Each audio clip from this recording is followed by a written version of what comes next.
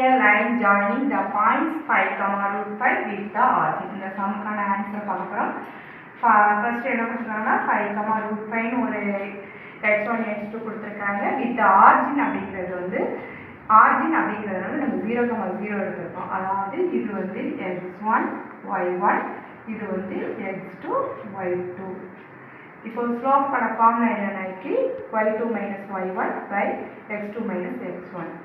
y2 என்னது 0 minus x1, y1 வந்து root 5 by x2 0 minus x1 5.